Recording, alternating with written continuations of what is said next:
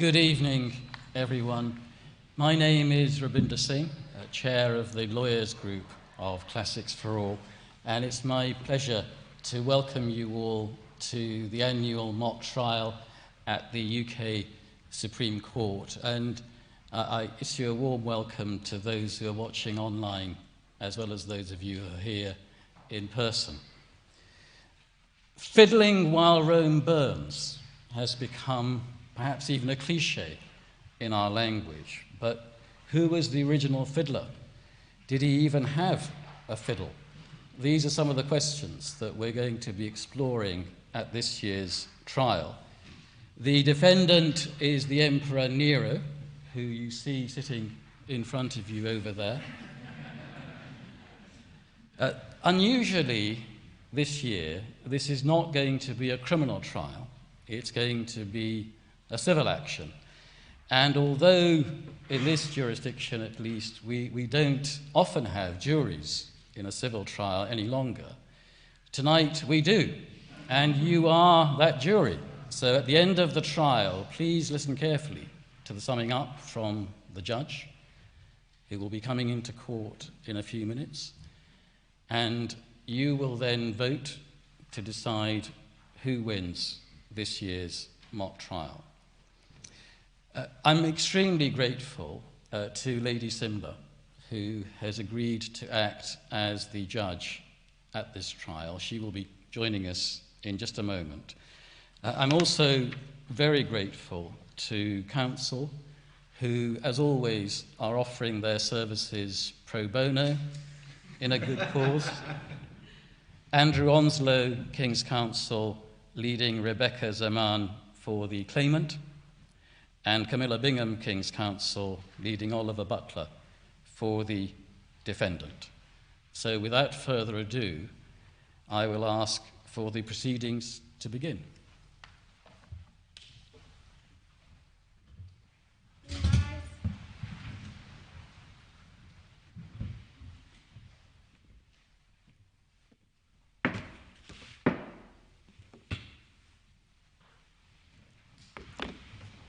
Members of the jury, good evening. It gives me great pleasure to welcome you all to the Supreme Court tonight for the trial of Emperor Nero. There is no dispute that on the evening of 19 July 64 CE, a fire broke out near Rome's Circus Maximus. It spread to the circus and then to the foot of the Palatine Hill. Rome's imperial firefighters failed to control the blaze, and there were reports of looters and arsonists spreading that fire. The fires blazed for 9 days. The death toll, likely significant, the destruction of property extensive. The home of Gaius Caecina Largus, whose heirs bring this claim, was destroyed. The claimant seeks a declaration that Emperor Nero is liable in principle for that loss and damage caused to their home. Now, as I said, there's no dispute that this fire happened. The question for you, members of the jury, is how and what was Emperor Nero's involvement? Now, you will know, perhaps, that this trial is unusual in a number of respects. First, although it's a civil trial, you, the members of the jury, are the triers of fact. You are the ultimate decision makers. Secondly, ordinarily, I would direct you about principles of law that are to be applied, but tonight, no. Members of the jury, difficult questions of law like whether this court has jurisdiction for events that occurred on foreign soil have already been resolved. Not only do you have jurisdiction, but English law applies. And even more surprisingly, no question of sovereign or state immunity arises, and nobody suggests that the claim is time-barred. Thirdly, perhaps because of time restrictions, or the difficulty of finding live witnesses from a couple of millennia ago, there will be no live witnesses. Indeed, there will be no evidence at all. You will decide this case based on assertion in the presentations made by counsel. It will be for you to weigh their value, their reliability, and to decide how this helps you determine whether it is more likely than not that Emperor Nero was responsible in one or other of the ways alleged. This is a civil trial, so the civil standard of proof applies, and you make your decisions on the balance of probabilities. Now, the not insignificant passage of time between the events of the fire mean also that the trial is limited to Emperor Nero's liability in principle. His estate will no doubt be pleased to hear that the loss for any liability that is established will not be quantified. So ultimately, members of the jury, it will be for you to answer the two separate questions on the handout that you have. I won't repeat them. You have them to hand. You can refer to them throughout this trial. I urge you to put out of your minds that popular notion that Nero fiddled while Rome was burning, not least because there is no evidence that he played the fiddle and no certainty that there were even fiddles in ancient Rome. Put to one side any preconceptions you may have formed from your classical studies about this emperor. Judge him and his actions in the same fair way you would any other defendant, and only on what you hear in this court.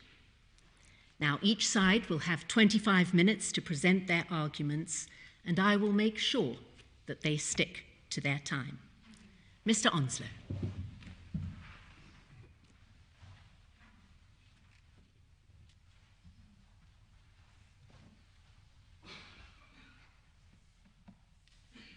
My lady, ladies and gentlemen of the jury, as you've heard, this trial concerns the defendant Nero's liability for the catastrophic destruction of a magnificent property on Rome's Palatine Hill, in what has become known as the Great Fire of Rome in the year 64 CE. As you've also heard, this is a split trial, with quantum to be tried when you've decided the issues of liability in my client's favour. But I can tell you that the claim is for billions of denarii in compensation, and what is more, for exemplary damages of further billions. As a matter of law, exemplary or punitive damages are available in precisely the circumstances of this case, of arbitrary, unconstitutional, oppressive conduct calculated to make a profit in excess of any damages for which the defendant might be held to be liable. But first, ladies and gentlemen, your role. You are privileged to be part of the first and only court ever to decide the long-debated question of this defendant's liability for the disaster inflicted on my clients and on countless others. It is a question that has been hanging in the air for some 1961 years, and you are now to decide it. You bear a heavy responsibility, which I know you will discharge conscientiously and on the evidence. As my lady has told you, this is a civil case, and you are deciding it on the balance of probabilities, not to the criminal standard of proof, that is beyond reasonable doubt. It is an inexplicable fact of history that this defendant was not charged with arson. If he had been, at any rate in our respectful submission, it would have been proved beyond reasonable doubt that he was guilty. As it is, you only need to be satisfied that it is more probable than not that he caused fires to be set, or even if he didn't start the fires, that his neglect of building regulations and of the Roman firefighting services caused a fire which could have been contained to spread out of control. Now let me tell you about my clients. They are the devoted children and grandchildren of Gaius Caecina Largus, a man of great distinction and wealth, a friend of the late Emperor Claudius, and co-consul with him in the year 42 CE. He is described by Pliny the Elder, the scientist and historian, as, quotes, one of the great gentlemen of Rome. Gaius's house on the Palatine Hill was ancient, beautiful, and huge. It was formerly owned by Lucius Licinius Crassus, famous, or I should say infamous, for his luxurious taste, but a great orator, and then by Marcus Aemilius Scaurus, sometime brother-in-law of Pliny of Pompey the Great. The house, or what is left of it, is set in equally magnificent grounds. We know, again from Pliny, that the house and gardens were much coveted for their nettle trees, Cetis australis for the botanists among you, unrelated, I should say, to the common stinging nettle, with, quotes, an exuberance of spreading shady branches. But we also know that they have all been destroyed by the fire. Tellingly, we're back with Pliny again, this indisputably reliable contemporaneous source living in high circles in Rome at the time has unequivocally attributed the fire to Nero's actions. He says that the trees would have remained green and youthful, quotes, if the princeps had not accelerated their death. And so to this defendant. Through his mother Agrippina, he is the great-great-grandson of the divine Augustus. Agrippina became the Emperor Claudius's fourth wife after the disgrace and death of Messalina, and successfully schemed to have her son adopted by Claudius, supplanting Britannicus, Claudius's son by Messalina. The defendant's crimes and excesses, detailed in near contemporary sources, have echoed through the ages, ladies and gentlemen. You may ask why you need to consider anything beyond his role in the burning of Rome and his actions and activities on the night in question. The answer to that is that his counsel would have you believe that there is nothing in their client's life and behaviour which makes it at all likely that he would have acted as we allege. And Miss Bingham will, I'm bound to say, go on and on about alleged lack of motive. I will deal with that, but it only gets her client so far, as you will appreciate, ladies and gentlemen, because one of the most notable aspects of this defendant's character is his sheer unpredictability. I have to say, not uncommon in world leaders. As to the defendant's character, there is incident after incident, before and after the fire, which repeatedly tell of his greed, cruelty, shamelessness, and reckless and extreme disregard for the people of Rome, and for that matter, for his own reputation. Here is a man completely out of control. I'm going to give you a few examples. Early on in his reign, he murdered his mother, Agrippina. In 59 CE, he murdered his own stepbrother, Britannicus. He divorced his first wife, Octavia, and subsequently had her assassinated as well. He married again, this time to a noblewoman called Poppaea, when she was pregnant with his child in 65 CE, just 1 year after the fire. Suetonius and Tacitus report that the defendant attacked Poppaea in a fit of rage, kicked her in the belly, killing her and her unborn child. After murdering Poppaea in 67 CE, the defendant, we are told, found a young boy named Sporus, had him castrated. He apparently resembled Poppaea.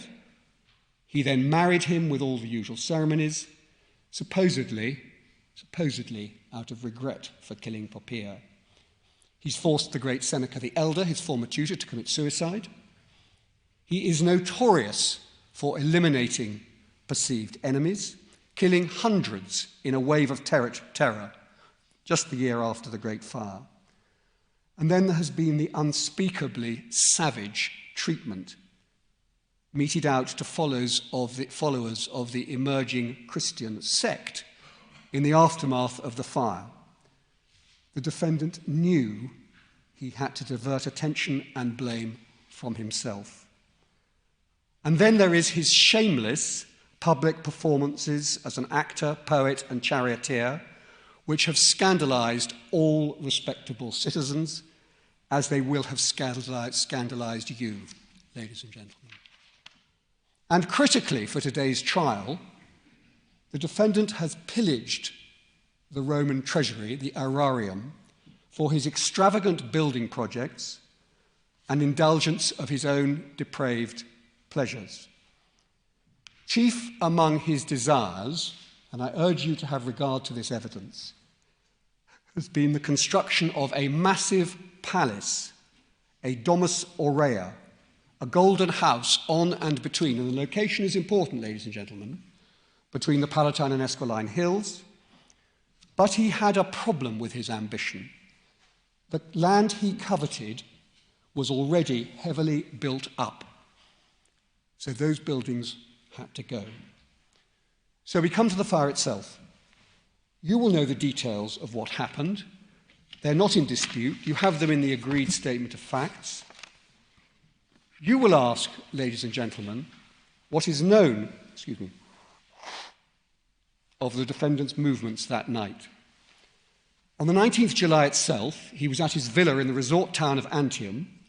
At some point after the fire started, he came back to Rome, where he made a show of helping with firefighting efforts. In fact, as we know, the defendant was a great deal more interested in the spectacle that the conflagration created, the opportunity it provided to indulge his shameless passion for performance, and, no doubt, ensuring that the land and property on which he planned to build his domus aurea was razed to the ground.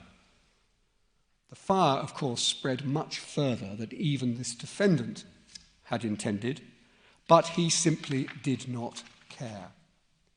Most famously, my ladies, Sarabinda has already referred to this, most famously, when the fire was at its height, the defendant took to the stage in costume against the backdrop, imagine it, ladies and gentlemen, of the burning city, and performed a recital of the fall of Troy, accompanying himself not on a fiddle, on a lyre, a kithara, Greek instrument. I would not want you to underestimate the significance of that behavior.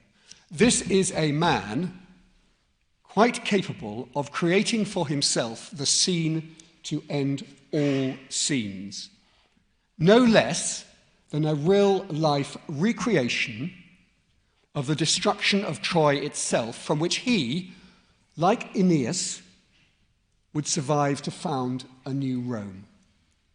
We know that his last words in 68 CE, qualis artifex pereo, what an artist the world loses in me. Now we come to the point. The evidence of the defendant's role in starting the fire.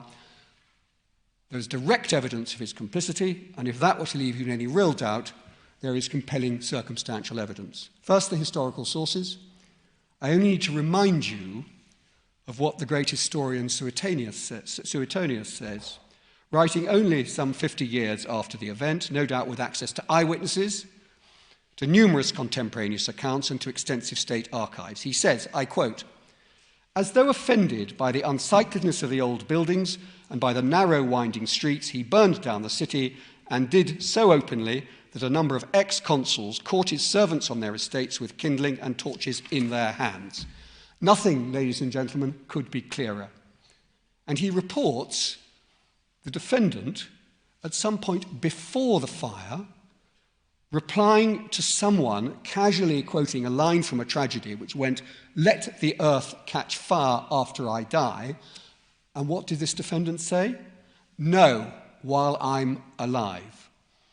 And as Suetonius then writes, and I quote, "And he made that happen." And then there's Cassius Dio, writing somewhat later, recording much the same. In secret, he, Nero, sent men all over the place pretending to be drunk or up to some other mischief and had them set 1, 2, or more fires in various areas of town. Tacitus, as one might expect, takes a rather more circumspect view, giving credit to both theories about the origins of the fire, one that it was an evil plot conceived by Nero, the other that it was accidental. But he says simply that the choice between the two is uncertain, incertum.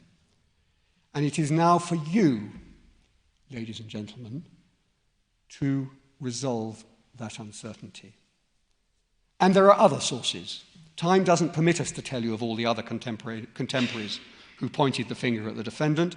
You've heard what Pliny wrote.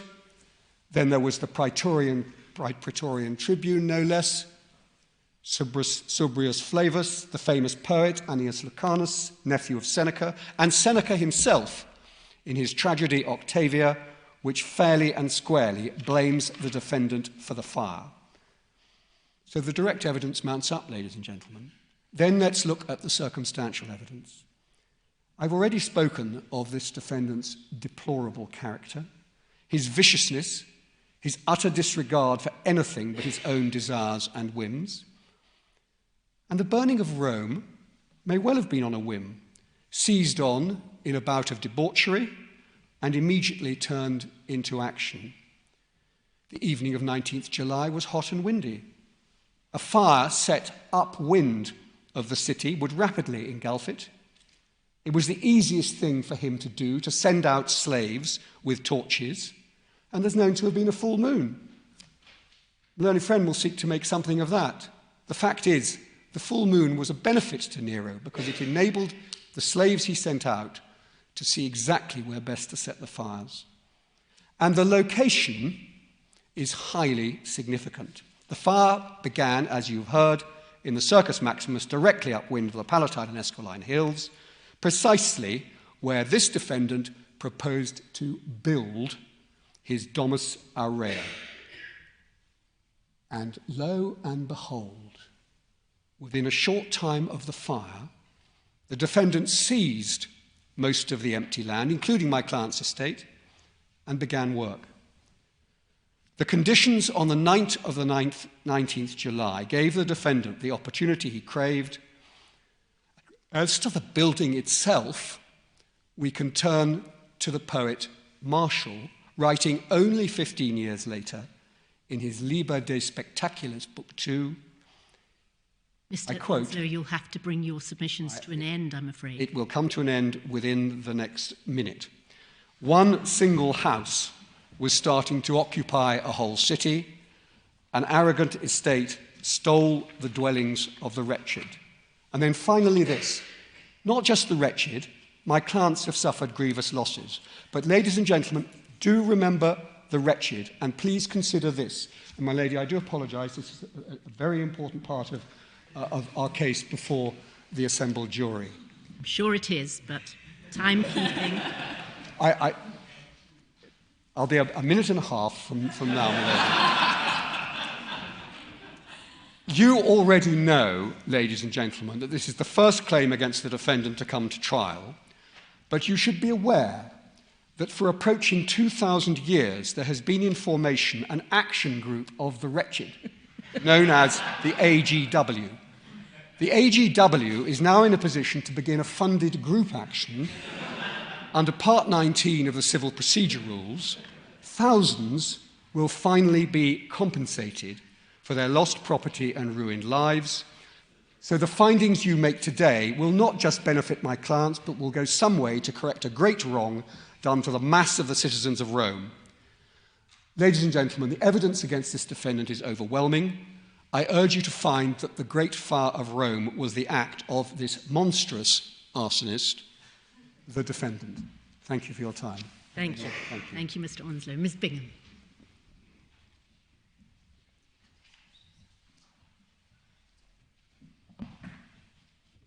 Lady Simler.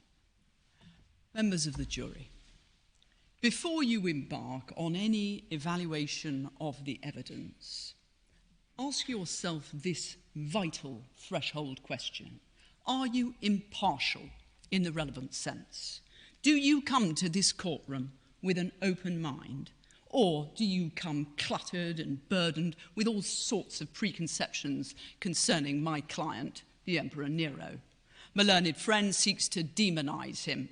He regales you with rumours of matricide. He regurgitates gossip around the deaths of his 2 wives and his unborn child. Why, he even stoops to salacious stories about a slave boy called Soros. Members of the jury, all of that is nothing but smear. It's the stuff of the Daily Mail, or as us Romans might dub it, the Nuntius Quotidianus. Set all of that aside. Equally, leave all political bias outside this courtroom. Perhaps you find the purple robes of my client distasteful. Perhaps you view with contempt the entire Julio-Claudian dynasty, which is my client's heritage. Perhaps you eagerly await the re-establishment of a republic here in Rome. But don't let that bias cloud your approach to the evidence. The accident of my client's birth, the much debated circumstances in which he came to assume the role of emperor at the tender age of 16, do not make him an arsonist. No, members of the jury, cast away any and all prejudices and political leanings. Unremember everything you've read about Nero. There is one question for you, and only one question insofar as this aspect of the trial is concerned. Does the evidence show that my client intentionally started the Great Fire? Now, my Lady Simler mentioned the standard of proof. My learned friend has contrasted the applicable standard of proof with the criminal standard, but bear in mind that the civil standard is not monochrome. The more serious an allegation, the more compelling is the evidence required to establish it. And that principle is a salutary starting point for you today. Do not overlook the extraordinary counterintuitive character of the case that my learned friend lays before you.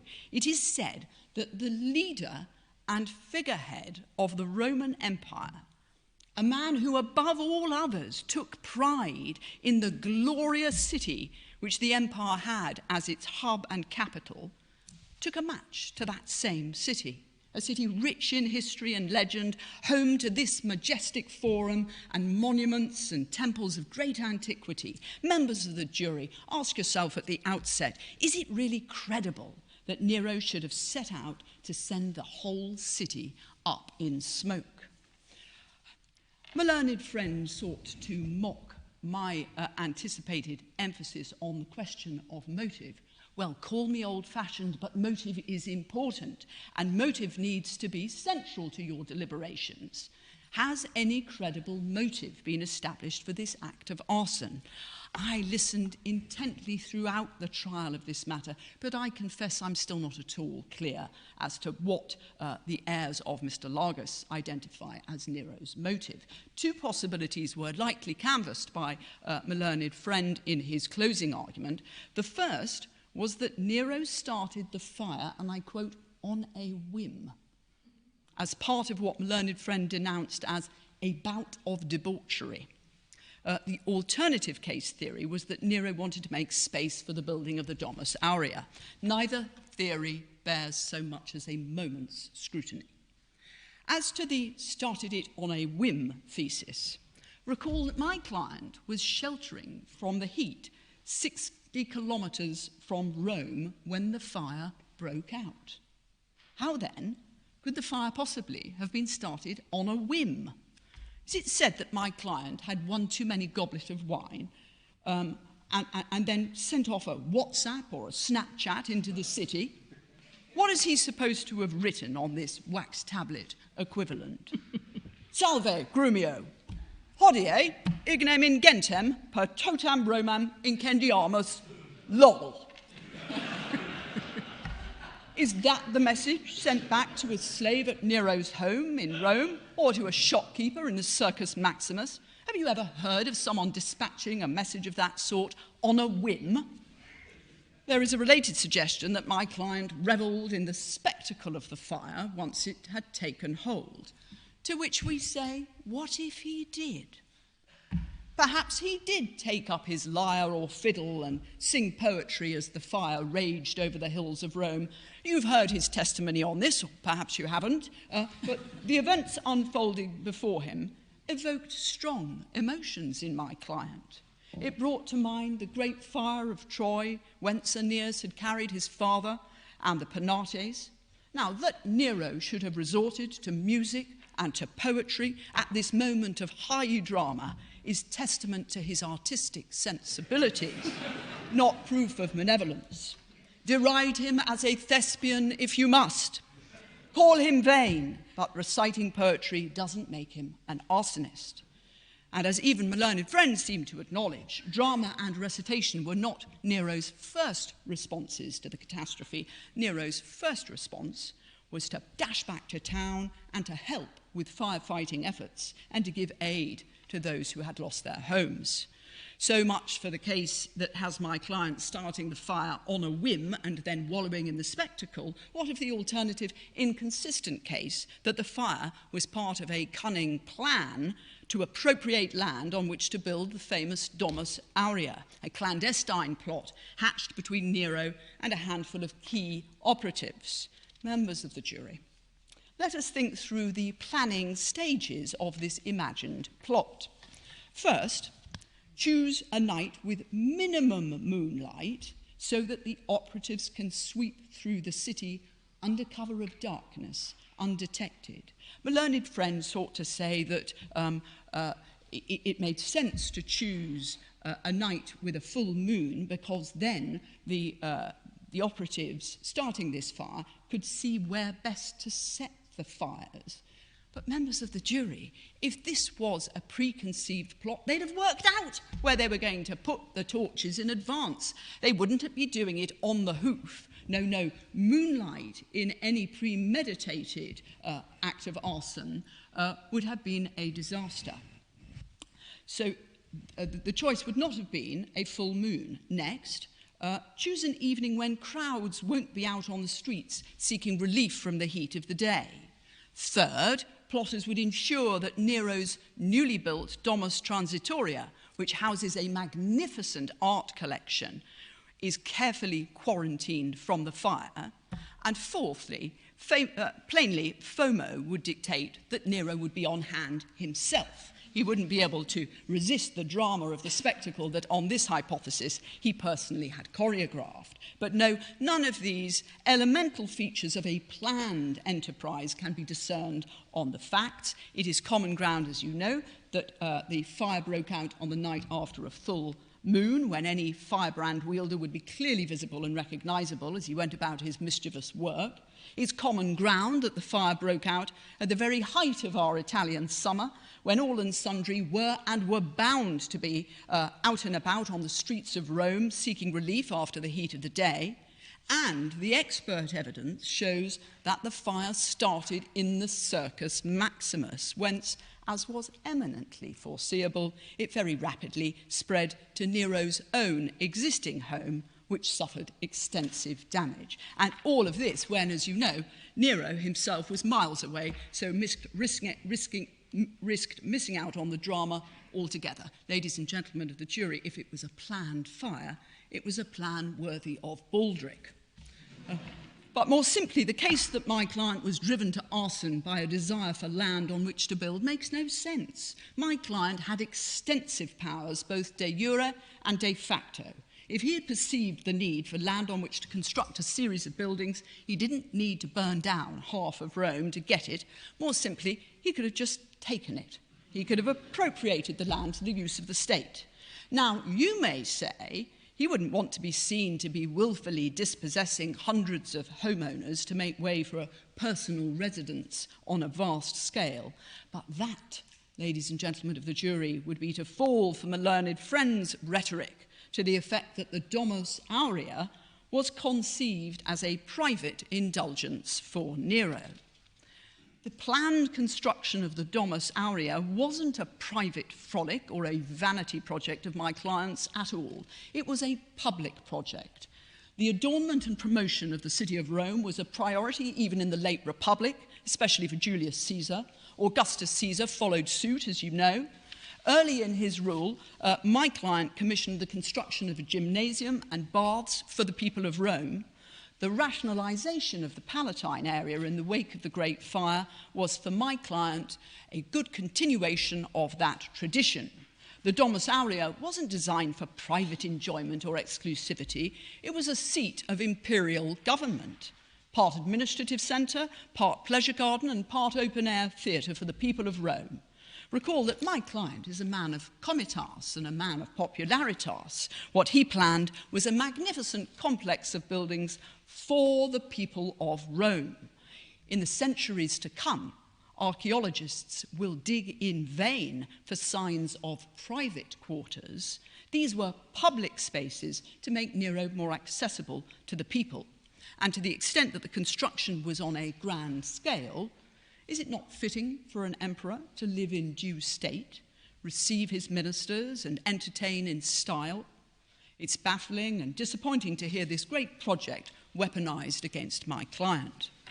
But let me now turn to the evidence, such as it is. Forgive me for taking this shortly. I do so because there is virtually no evidence worthy of the name. My learned friend first directs you to Suetonius, writing 50 years after the event, and to Cassius Dio, writing more than 100 years later. But members of the jury, what of actual contemporaries and near contemporaries of my client? The poet Martial, the scholar Josephus, and the satirist Juvenal lend no support to the suggestion that the fire was anything other than an accident.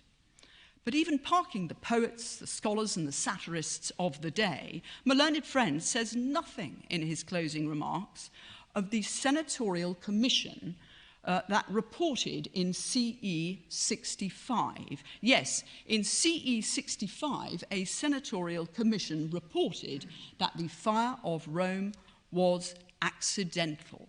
So, members of the jury, did that commission get it wrong?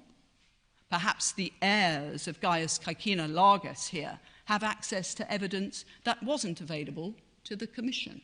No, members of the jury, they do not. They have no evidence properly so called. For their part, Suetonius and Cassius Dio both treat Nero as a pantomime villain, a tradition likely fueled by later Roman leaders who wished to shine by dissociation. Both writers refer to men openly wielding firebrands in the streets on the night of the fire, but it's long since been accepted by mainstream scholars that to the extent that men were seen setting fire to buildings, the most likely explanation is that they were creating fire breaks. And that was a conventional method of halting the spread of fire. Mr. Onslow then takes refuge in some finger-pointing by the Praetorian tribune Subrius Flavus, as reported in the Annals of Tacitus. What he omits to mention is that Subrius Flavus was facing death, having been detected as one of the conspirators with Piso. Little surprise that, knowing that his hours were numbered, he sought to incriminate my client. Brings to mind the catchphrase of Amanda Orisa Davis. He would say that, wouldn't he? No, when all is said and done, the evidence points to a simple, prosaic truth. The fire was an accident. Bear in mind that fires are a feature of everyday life in this great city of Rome. Rome's streets are narrow and rambling, and its buildings are densely packed and wooden framed. Fire is bound to take hold here from time to time. My client witnessed the devastation caused by fires in this city as recently as CE 27 and CE 36. It is fanciful to suggest that he should have started a further fire deliberately, and the evidence goes no distance to suggesting that he did. I ask you to dismiss this aspect of the claim with costs. Ms. Zaman.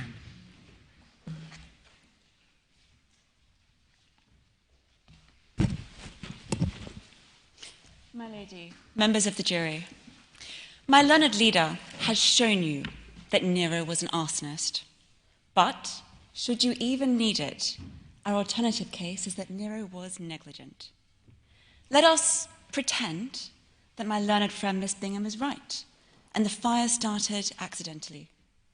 Whatever the cause of the fire, however it started on Nero's watch. It spread and it burned Rome on Nero's watch. I will show you that the Great Fire was an avoidable tragedy. Nero was emperor of Rome, descended from the divine Augustus. He held absolute power over Rome. He had the power and the tools to protect the city from fire. The city of Rome had firefighters. They were funded by the emperor and reported to him. But on Nero's watch, these firefighters were understaffed and under-equipped. Rome had building codes. The Emperor Augustus used these wisely to set and enforce fire safety measures. Nero did not. On Nero's watch, property developers filled Rome's streets with cheap combustible buildings. They were death traps for those who lived in them, and they were the deadly fuel for the great fire that destroyed my client's home. Nero failed to take reasonable care of the city of Rome. He was careless. He didn't care about the people of Rome. First, I am going to show you how the emperors of Rome had long assumed a duty to the people of Rome to protect them from fire. Second, I will address firefighters, and third, building codes. As my learned friend said, fire was a fact of life in the ancient world. There had been fires in Rome before Nero, and there were fires after Nero. But no other fire became known as the Great Fire. No other fire raged through Rome's streets for 9 terrible days and nights, destroying incredible amounts of property and killing untold thousands of children, women, and men. The contemporary sources describe unimaginable horror. As buildings collapsed, people were trampled, the city was engulfed in an inferno. The difference was Nero. His predecessors as emperor understood their responsibility for public safety. It was Augustus who established the vigiles, the watchmen. These were imperial firefighters, paid for by the emperor and under his control. They would patrol the streets of Rome day and night, ready to extinguish a blaze as soon as it sprung up. In a city where most lighting involved oil and an open flame, it is difficult to stop fires from starting. But the role of Rome's firefighters was to watch for fires and put them out quickly, before they could spread and intensify. After fires, Rome's emperors, before Nero, would compensate those who had suffered loss, including those who suffered loss through controlled burning and fire breaks. So in 36 CE, when the Circus Maximus burned down, Tiberius compensated the owners to the full value of their properties, some 100 million sestertii. Even Caligula understood the emperor's responsibility to protect the people from fire. Caligula personally fought a fire in Rome, and he compensated those who suffered loss.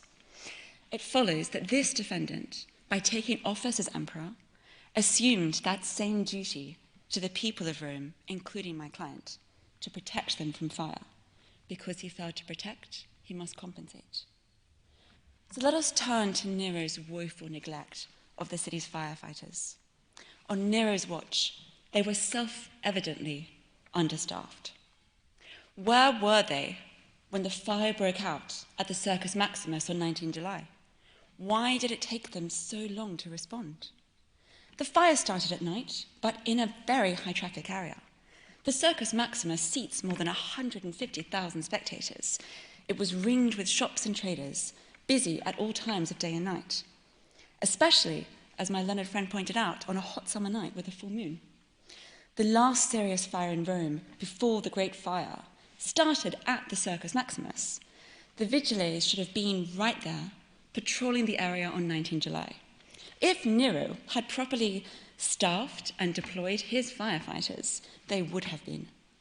If they had been on hand, they could have extinguished the fire before it had a chance to spread through the city, including to my client's property. But Nero's neglect goes further than that. He failed to make sure that the firefighters had access to the vital equipment they needed. One of Rome's most important defenses against fire was water. Rome had running water throughout the city, supplied via aqueduct. The firefighters could use water pumps and fell in that bucket chains to douse flames. But on Nero's watch, private individuals had been allowed to illicitly siphon off the public water supply. One of Nero's remedial measures after the fire was to belatedly appoint watchmen to guard the water. But for his failure to take the most basic step to protect the city's water supply, it would have been available to the firefighters when most needed. I come finally to Rome's building codes and Nero's failure to set basic fire safety standards well known since the time of Julius Caesar. Let me describe the city of Rome and the nature of the buildings.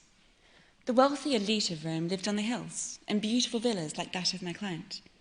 A fire that started on a spacious property on the Palatine was easily extinguished before it spread to a nearby villa or intensified out of control. But the vast majority of Romans did not live on the hills, and they did not own their own homes. They rented. They rented rooms in apartment buildings called insulae.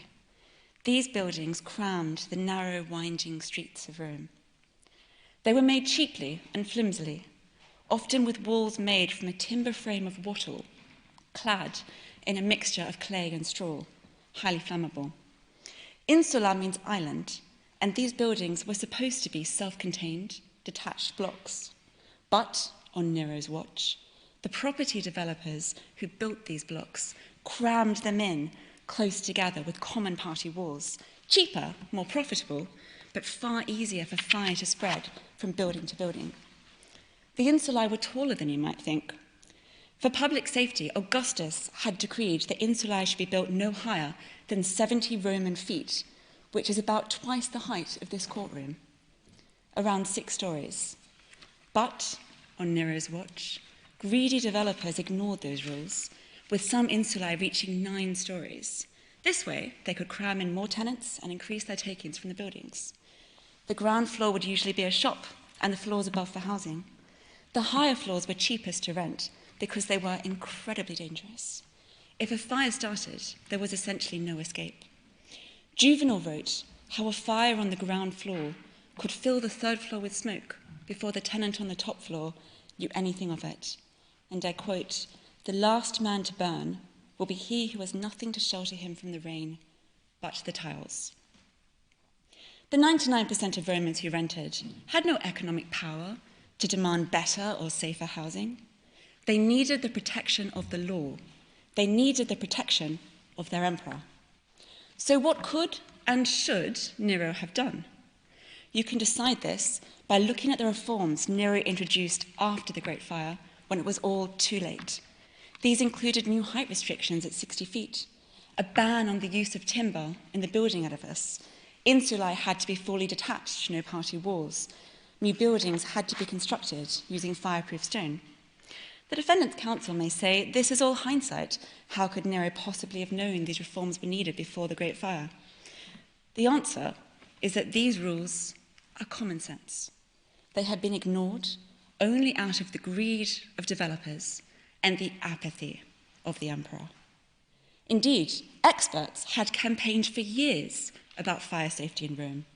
The great engineer and architect Vitruvius warned in Julius Caesar's time against the use of highly flammable wattle in urban buildings.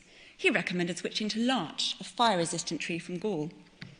Vitruvius had also warned specifically about the need to use fireproof stone, not the cheap, soft stone popular with developers and pervasive in Rome at the time of the Great Fire.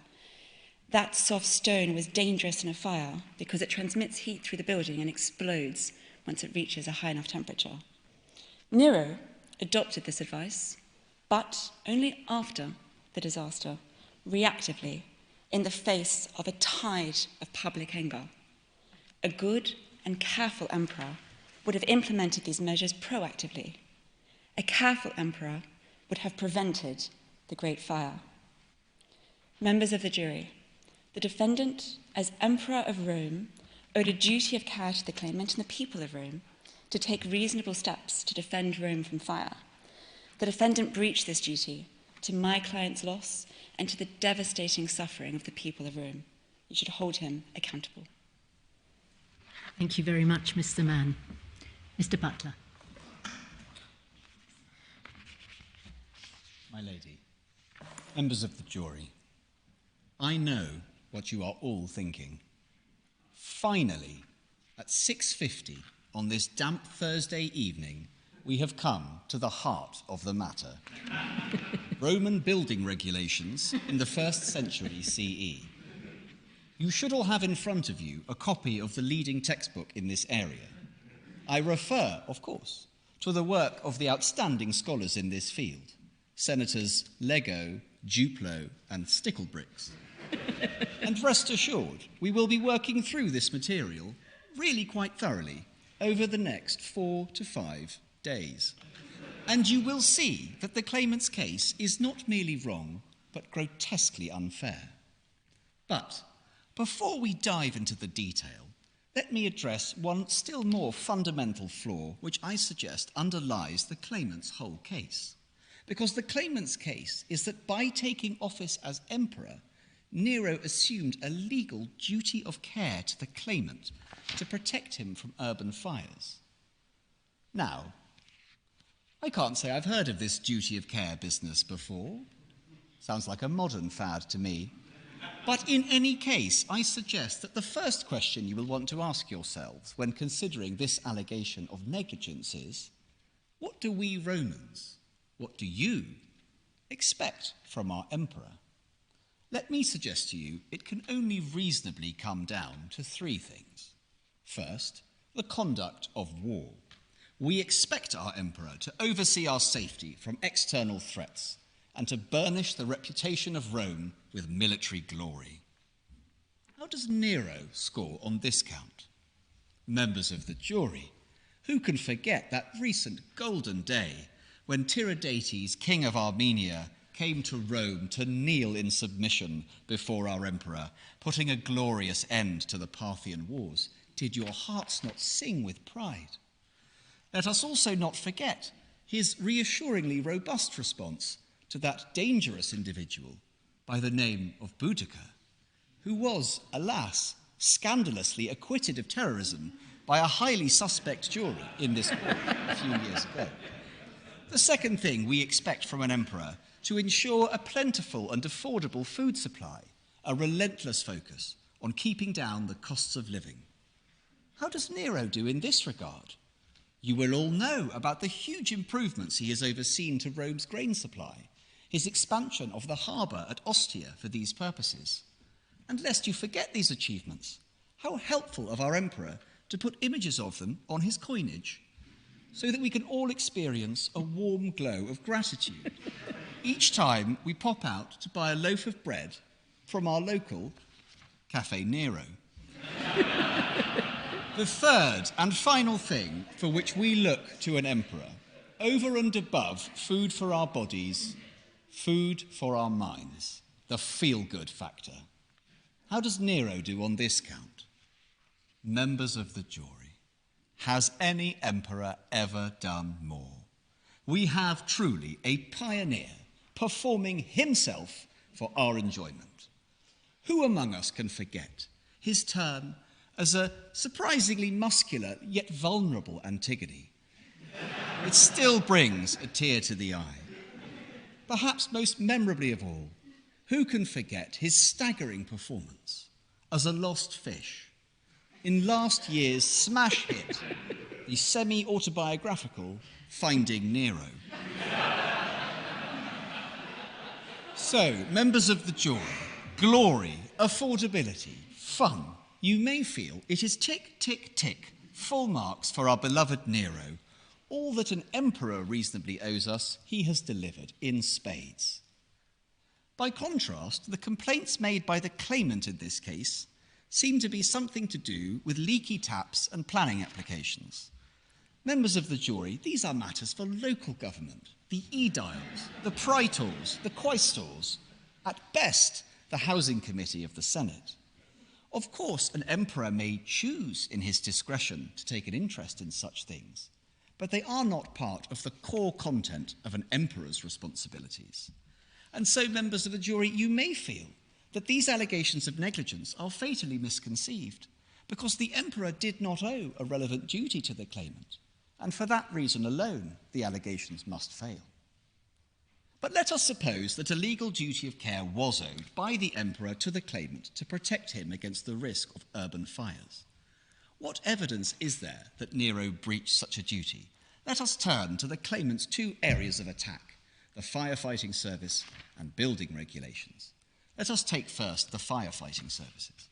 As you have heard, there has long been a sophisticated firefighting service in Rome, the vigiles.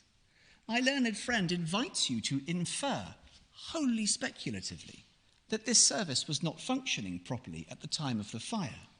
Well, let me give you contemporaneous evidence for the efficiency of the vigiles. Who can forget the moment in the Satyricon, the novel by Petronius, during the dinner party of Trimalchio, when, merely upon a slave breaking wind with particular force, the vigiles come crashing into the room with their water and axes, thinking that a fire has taken hold? You may rightly think this is compelling evidence that the fire services were like a coiled spring, an elite force on top of their game, who did all that was reasonably possible in the face of an unprecedented fire.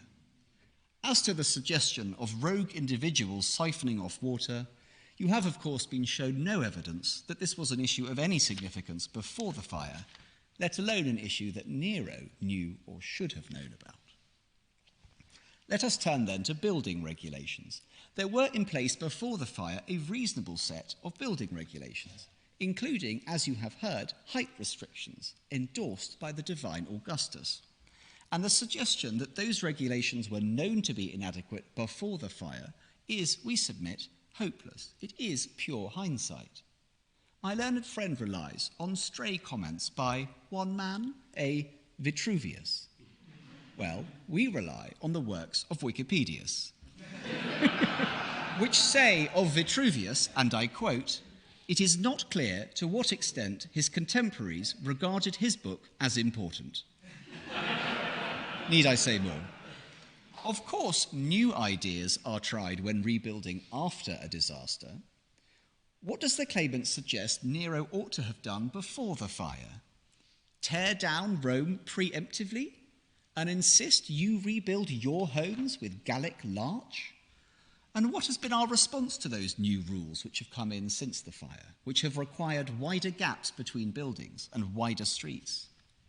There has been no reaction of, oh, that's much better. On the contrary, what does Tacitus tell us? He says we have complained about the lack of shade. You may feel this tends to show there is no perfect solution, but a range of reasonable approaches. As to the suggestion that property developers were flouting the existing regulations, you may again feel that no evidence has been put before you of that happening, let alone, crucially, that Nero knew or condoned it. And on the contrary, let me again suggest to you a compelling contemporaneous piece of evidence that the claimant's case does not ring true. Because the claimant's theory seems to be that Nero was turning a blind eye to disregard of the rules because he was in cahoots with developers, with the elite, at the expense of the poor. But are you aware, members of the jury, that Nero's name is celebrated in graffiti on walls around Rome more commonly than the name of any other emperor? What does that tell us? Here was a man loved by the common people, not merely by the elite, and he was loved by them, you may think, because he took care for them. Let us take a step back. What other reliable clues are there as to this man's character? What might we infer about his diligence? Let me make two short final points. Very short, Mr. Butler. I shall make one short final point. Members of the jury, you may feel that in the end, amidst the smoke and mirrors of the claimant's case, the single most important waypoint for you is that it is the unchallenged evidence that he came back to Rome to help deal with the fire personally. That speaks of diligence, industry, and indeed bravery. How can one reconcile that response with a supposed lack of care? So, members of the jury, you may feel that despite the claimant and his legal team taking 1,961 years to formulate his case, there is really nothing in it. It proceeds from a false premise about the scope of the duties owed by the emperor. The contemporaneous evidence suggests an emperor loved by his people. There is no evidence of negligence by Nero in connection with the fire at all. The only secure fact is that he volunteered to deal with it. In the end, the case is really that you should infer negligence simply because a large fire occurred. But there is no force in that at all, because as you have heard, fires are an inevitable hazard of urban living. They had happened repeatedly in the past, and they would continue to happen long afterwards. So, members of the jury, we suggest that trying to blame Nero for the fire via negligence is as hopeless as the claimant's primary case of arson, and we invite you to dismiss these allegations. Thank you, Mr. Butler. Well, members of the jury, you've heard the cases put forward by each side. Those presentations are fresh in your minds and need no repetition. The decision, as I've said, is yours and yours alone. But let me highlight some points that you may wish to consider. First, when you come to decide whether it's more likely than not that Emperor Nero set this fire deliberately, you may wish to consider how, if at all, his alleged bad character helps you decide that question. Was he really just moral and modest and misunderstood? What, if any, significance is there to the assertion that he took to the stage in costume, performing a recital of the fall of Troy? Artiste or arsonist? The question is yours. You'll wish to consider the contemporaneous accounts of poets, the annals of Tacitus, and the accounts of the historians Suetonius, Pliny the Elder, and Cassius Dio. They tell about Nero's actions, and you'll want to think about them carefully. But are they reliable? Are they objective? Or is this just fake news, as the defense would have you believe? Counsel for the defense say that these ancient sources are unreliable, not least because of the deep bias against Emperor Nero, whose character really provides no valuable evidence as to whether or not he set fire to Rome. If anything, they say, Nero's return to Rome when the fire became serious, his valiant efforts to provide relief, do not support the description of an emperor who ordered that fire to be set. They invite you to consider the considerable rebuilding efforts that reflected his desire to improve Rome rather than destroy it. What of the nature of the fire itself? Well, on the one hand, the claimants say that this was a fire like no other, consistent only with having been deliberately started by human hand. Not only that, but the gangs acting under orders were seen looting, committing arson, hindering attempts to save property. Nero's servants were themselves caught on various estates, you've heard. Nero had, they say, the motive, he had the wherewithal, and the case is overwhelming. Against that, you heard from the defense team that fires were a terrible fact of life in Rome, both before and after 64 CE. It was, after all, a densely built wooden city. People cooked and lit the interior with open flames. Reports of gangs of men can be explained by those who controlled the burning of buildings, by burning them as part of the standard firefighting strategy to control the fires. Then there are Nero's actions after the fire. The building of what you might think was an obscenely large golden palace with the statue outside, heartless greed, or the motivation that explains these actions? What of the suggestions made by Nero himself that this newly emerging Christian sect started that fire? His arrest and execution of many of those Christian sect members as a result. What light, if any, do they shed on his actions? You'll also need, if you reject the first claim, to consider the alternative claim based on negligence. And here the claimant says Nero, who had, as I've said, motivation, he had absolute power over his vast empire had a responsibility to take reasonable steps to protect the citizens of Rome from fires. No single individual could sufficiently protect themselves against such a calamitous event. He assumed that responsibility. In this city of renters in multi-story apartment blocks, they say that Emperor Nero should have enforced the building regulations that were enacted by Emperor Augustus. He should have gone further. He should have imposed additional regulations on Roman landlords, including imposing height restrictions. He should have maintained an efficient and effective firefighting force to be deployed in precisely circumstances like these. Water supplies had run dry. They were not restored till afterwards. Responsible government, they say not. Well, the defendants say no to all this. They say whatever moral obligation this emperor may have had to protect the people of Rome, they say he owed no legal duty to safeguard Romans. Imposing a duty of care on Nero in the circumstances of this case would, they say, be unworkable. All that he owed to the Romans he delivered in spades. In any event, the defense invite you to consider how realistic it is that Nero should have introduced changes to height restrictions in the building regulations earlier. The vigiles, they say, employed best firefighting practices. That included tearing down buildings in order to create fire breaks. Even if he had made the changes that are urged as responsible government, what difference could it have made? I mention these points for you to consider, members of the jury, and you only take them into account insofar as you agree with them, and you consider anything else that you think is relevant to your deliberations, because, as I've said, the decision is yours and yours alone.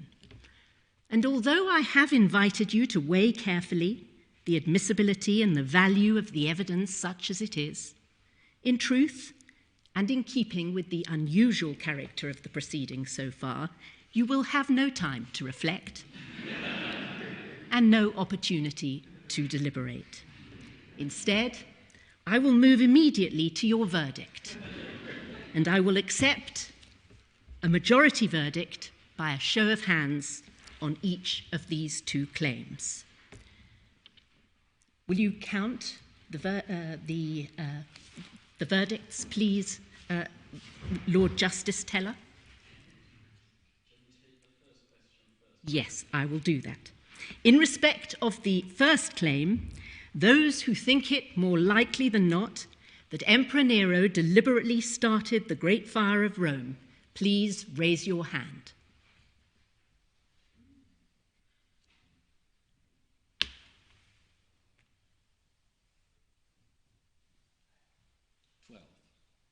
You. Those who do not think he did so, raise your hand. Let's say an overwhelming majority. In respect of the second claim, those who think that Emperor Nero was negligent in his management of the imperial firefighting service and the Roman building regulations, please now raise your hand.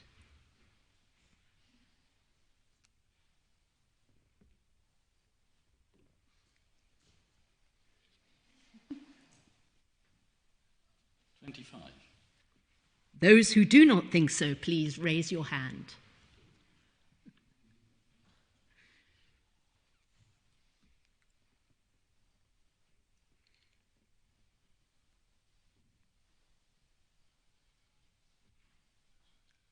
And the votes? I'm afraid some votes may have been wrongly not counted. That's about 30. Well, in the finest traditions of trials, in this particular jurisdiction, the Emperor Nero has been acquitted on all charges. Your Royal Highness, the jury's verdict shows that this was just a case of poor urban planning. Your reputation is restored. You leave this court not so much with our blessing, but certainly you leave it. I am grateful to all counsel for their expert and most entertaining submissions and for acting pro bono in the finest traditions of the Roman bar. They have said all that could possibly have been said in this most extraordinary of cases. And finally, members of the jury, I thank you for the care and the attention you have given in discharging your important civic duty this evening. May your reputations last longer than anyone Suetonius ever wrote about.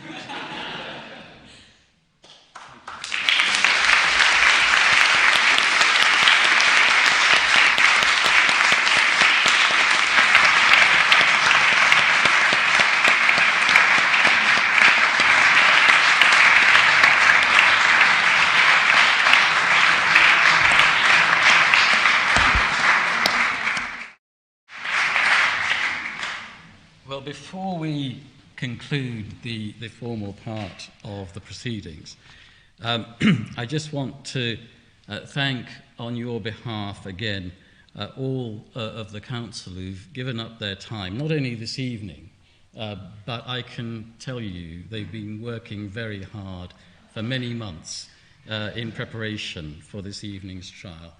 And last but not least, I want to thank, of course, Lady Simler.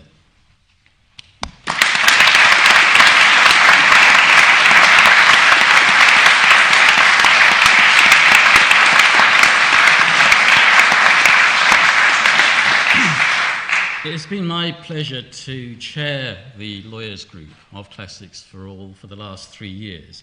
But in fact, this is my last day as chair, and I'm pleased to let you know that my successor after today as chair will be my colleague in the Court of Appeal, Sir Andrew Edis, Lord Justice Edis, who is now Vice President of the Criminal Division of the Court of Appeal. Andrew was here earlier this evening, but couldn't stay for the trial because he had a speaking commitment elsewhere. But I know that he's looking forward to being the chair of the lawyers' group, and I wish him all the best as we go forward. Thank you. And there's a good reception outside.